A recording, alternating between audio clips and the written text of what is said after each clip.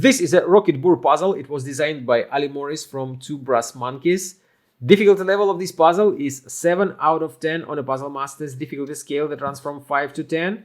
And the goal of the puzzle is to take it apart and reassemble it back together. If you like the Rocket Boar puzzle, you can get it at puzzlemaster.ca. And don't forget to subscribe if you want to see more videos from Puzzle Master. The Rocket Boar was Ali's exchange gift at the 41st International Puzzle Party.